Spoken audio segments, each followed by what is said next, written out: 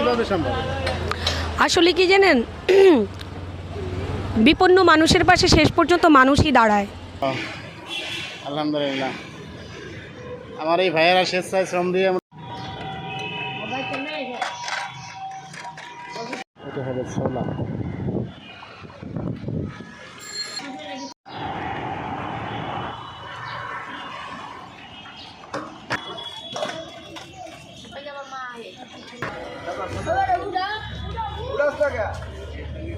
মানসিক প্রশান্তি পাওয়া যায় এই কাজে।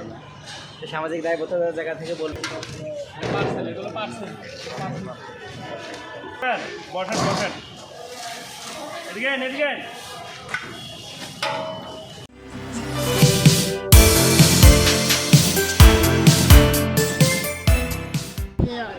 এই একটা মহৎ কাজ, এখানে মানুষ আসলে 10 টাকা দিয়ে কাউকে হেল্প করে না, আপনি মানে এই মানুষকে খাওয়ানোর কাজ নিয়েছেন, কোথা থেকে কিভাবে সম্ভব?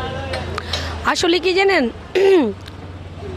বিপন্ন মানুষের পাশে শেষ পর্যন্ত মানুষই দাঁড়ায়। হয়তো কাউকে সাহস করে নামতে হয় আর কি। আমার শুধু সাহসটুকু আছে, আমার আর কিছু নাই। তো আমি সাহস করে নেমেছি, এরপরে আমি থেকে আমরা হয়েছি। একা তো এত বড় কাজ করা যায় না। তারপর একটা মেহমানখানা হয়েছে, এখন কত ভলেন্টিয়ার, এখন আমার মেয়েরাই দায়িত্ব নিতে জানে। আর খুব বলে না, ছোট ছোট বালুকণা বিন্দু বিন্দু জল গড়ে তোলে মহাদেশ সাগর অতল। তো ছোট ছোট ছোট ছোট হাতগুলো মানে এখন অনেক বড় শক্তিতে রূপান্তর হয়েছে আর কি। গতকালকে একজন মহিলা লালমাটিয়ায় বাসায় কাজ করে, ও 2 প্যাকেট লবণ দিয়ে গেছে। যাওয়ার সময় বলছে যে আপা, আমি না পুরো করোনাকালে মেহমানখানায় খাইছি, কিন্তু আমার তো ক্ষমতা নাই, আমি 2 প্যাকেট লবণ দিতে চাই, আপনি কি নেবেন? আমি কেন নিব না?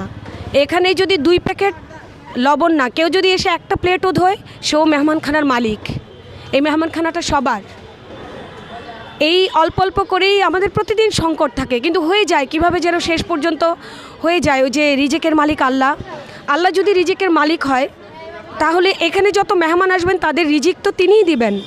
তাহলে আমার কেন মানুষের কাছে হাত পাততে হবে বলেন? আমি যখন অনেক সংকটে পড়ি, আমি শুধু আল্লাহর কাছে হাত পাতি। আমি ওনাকে বলি যে আমি আপনার কাছে ছাড়া পৃথিবীর কারো কাছে হাত পাততে চাই না। আর আমি বিশ্বাস করি এই বাংলাদেশের মানুষ পৃথিবীর সব মানুষের চেয়েও ভালো, অনেক ভালো। আমাদের দেশের মানুষ হয়তো দরিদ্র হতে পারে, হাতে গোনা কিছু মানুষ, আমি খারাপ বলবো না, বলবো যে ওরা আসলে বোঝে না ওরা কি করে। সময় লাগে। হ্যাঁ, ওরা বোঝে না।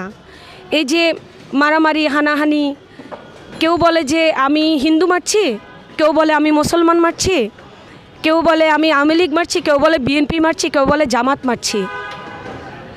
আসলে কি জানেন, দিনের শেষে সত্য হচ্ছে, যারাই মরে, যত রক্তই ঝরে, সবই আসলে মানুষের রক্ত।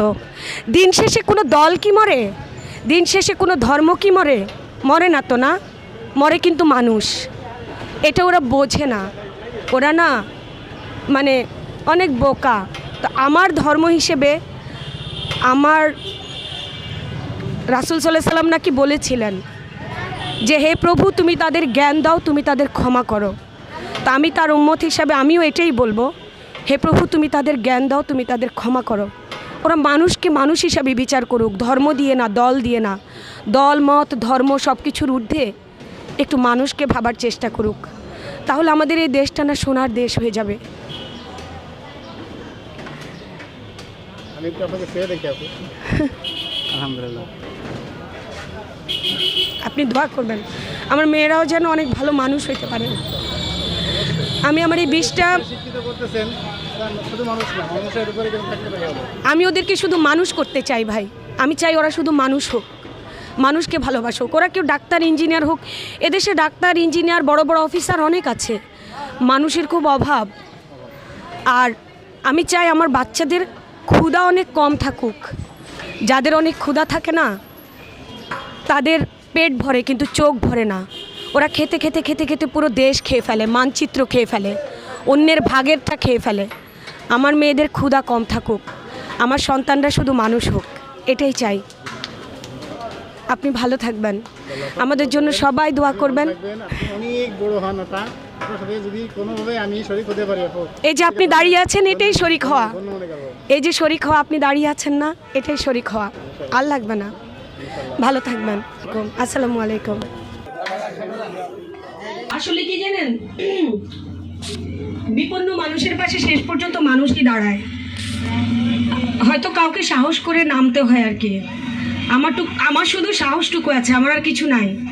তো আমি সাহস করে নেমেছি, এরপরে আমি থেকে আমরা হয়েছি। একা তো এত বড় কাজ করা যায় না।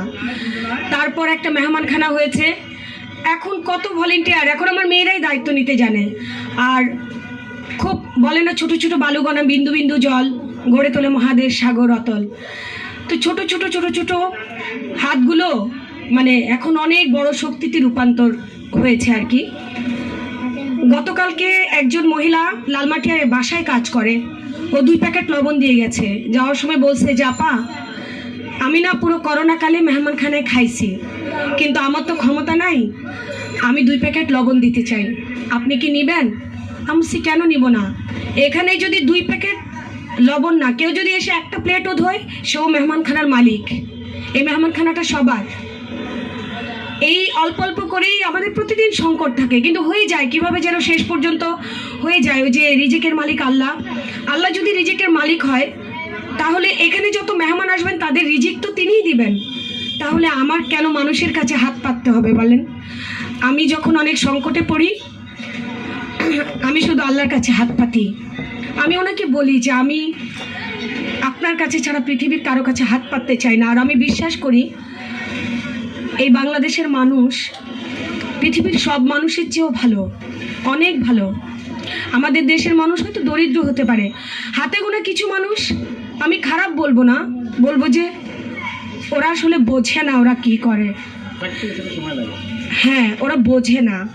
এই যে মারামারি হানাহানি, কেউ বলে যে আমি হিন্দু মারছি, কেউ বলে আমি মুসলমান মারছি, কেউ বলে আমি আওয়ামী লীগ মারছি, কেউ বলে বিএনপি মারছি, কেউ বলে জামাত মারছি। আসলে কি জানেন, দিনের শেষে সত্য হচ্ছে, যারাই মরে, যত রক্তই ঝরে, সবই আসলে মানুষের রক্ত। দিন শেষে কোনো দল কি মরে? দিন শেষে কোনো ধর্ম কি মরে? মরে না তো, না মরে কিন্তু মানুষ। এটা ওরা বোঝে না। ওরা না মানে অনেক বোকা। তো আমার ধর্ম হিসেবে, আমার রাসূল সাল্লাল্লাহু আলাইহি সাল্লাম নাকি বলেছিলেন যে হে প্রভু, তুমি তাদের জ্ঞান দাও, তুমি তাদের ক্ষমা করো। তা আমি তার উম্মত হিসাবে আমিও এটাই বলবো, হে প্রভু, তুমি তাদের জ্ঞান দাও, তুমি তাদের ক্ষমা করো। ওরা মানুষকে মানুষ হিসাবে বিচার করুক, ধর্ম দিয়ে না, দল দিয়ে না। দল মত ধর্ম সব কিছুর ঊর্ধ্বে একটু মানুষকে ভাবার চেষ্টা করুক, তাহলে আমাদের এই দেশটা না সোনার দেশ হয়ে যাবে।